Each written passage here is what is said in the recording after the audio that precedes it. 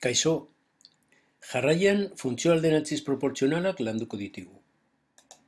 Zeintzu dira alderantziz proportzionalak diren funtzioak? Era hontakoak. Hauek dira sinplenak, zenbaki bat zatiekiz, eta holakoak ere alderantziz proportzionala direla esango dugu.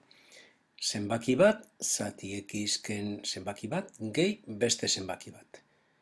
Adibide batzuk jartzearren, hauek dira sinplenak, eta hauek dira bigarren lekuan aipatu ditugunak bezalakoak. Hau da, zenbaki bat zati x ken edo gehi kantitate bat, eta gero ondoren batzen edo kentzen beste kantitate bat. Aurrekoekin bezalase, nolako grafika duten aztertzeko GeoGebra programa erabiliko dugu. Egin nirekin batera, ireki GeoGebra programa eta itxi leiho algebraikoa. Orain, alderantzizko funtzio sinpleenak adieraziko ditugu.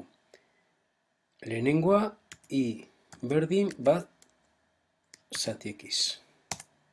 Hori da bere grafikoa. Bigarrena, i berdin minus bat zatiekiz. Grafika ezberdin bat lortu dugu. Hirugarrena, i berdin hiru zatiekiz. Begiratu non dagoen funtzio berria. Laugarrena, i berdin minus lau zatiekiz. Berriz, beste bi kurba zati ditugu, beste eremu batzutan kokatuta. Kolore ezberdinez beriztuko ditugu laurak. Hemen ditugu. Marroi kolorekoa bat zatikiz funtzioa da. Gorri kolorekoa minus bat zatikiz funtzioa da. Urdin kolorekoa hiru zatikiz funtzioa da, eta berde kolorekoa minus lau zatikiz funtzioa da. Ikusten dugu kasu guztietan funtzio bakoitza bi adar dituela. Kuadrante batean bat eta beste kuadrante batean bestea.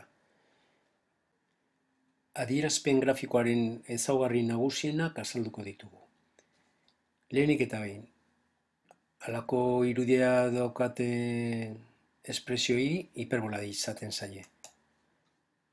Hiperbola batek bi adar ditu, eta adarrak non egongo dira kokatuta.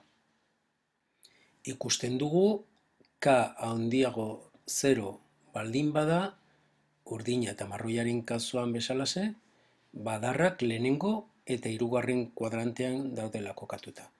Eta k negatibo baldin bada, badarrak bigarren eta laugarren kuadrantean daude kokatuta. Beste alde batetik, gorakortasun eta berakortasuna aztertzen badugu, ikusten dugu bat zatiekiz funtzioa beti berakorra dela. Eta hiru zatiekiz funtzioa ere beti berakorra dela. Aldiz, funtzio hauek gorakorra dira. Beraz, gorakortasuna eta berakortasuna. K positibo baldin bada, funtzioa berakorra. K negatibo baldin bada, funtzioa gorakorra da beti. Funtzioaren joerak aztertuko ditugu orain. Hasiko gara bat zatiekiz eta hiru zatiekiz funtzioak aztertzen. Hauen kasuan K positiboa da. Ikusten dugu x oso balio negatiboak hartzen dituenean, funtzioaren balioa 0ra hurbiltzen dela balio negatiboetatik. Eta x-en balioak oso handiak baldin badira, funtzioaren balioak ere 0ra hurbiltzen direla, baina kasu honetan balio positiboetatik. Eta zer gertatzen da x-a 0ra hurbiltzen bada ezkerraldetik?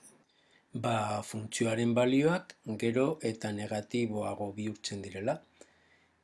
Eta x-en balioak 0ra eskumaldetik hurbiltzen badira, fx-en balioak gero eta positiboago bihurtzen direla. Beraz, esan dezakegu funtzioa bai ezkerraldetik eta bai eskumaldetik, X ardatzera hurbiltzen dela gero eta gehiago.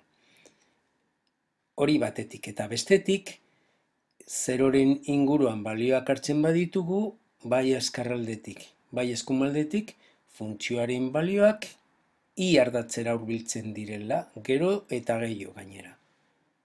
Hau gertatzeagatik, esaten dugu, X ardatza funtzioaren asintota horizontala dela. Eta I ardatza funtzioaren asintota vertikala dela.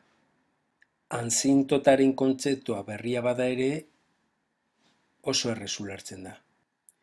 K negatiboa denean ere ikusten dugu bai ezkerraldetik eta bai eskumaldetik balio handietarako funtzioa X ardatzera hurbiltzen dela, orduan X ardatza asintota horizontala dela, eta zeroren inguruan mugitzen bagara, zeroren ezkerraldeko balioetarako funtzioak goruntz jotzen du, gero eta balio handiagoak hartuko dituelako, eta Xen balio positiboak eta zerotik gero eta hurbilagoak hartzen baditugu, funtzioaren balioak gero eta negatiboagoak izango dira, orduan, I ardatza ere funtzioaren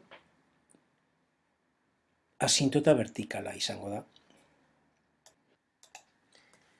Ondorioz, oinarrizko alderantzizko proportzionaltasun funtzioak ditugunean, beti bi asintota izango ditugu. Bat horizontala, X ardatza, bere ekuazioa I berdin 0 da, eta beste bat vertikala, I ardatza, ekuazioa X berdin 0 duena. Funtzio hauek ez dute ez X ardatzarekiko ez da I ardatzarekiko ebaki punturik izango. Eskema honetan dituzue laburtuta oinarrizko funtzio hauen ezaugarri nagusienak. Hurrengo bideo batean beste haue bezalakoak landuko ditu.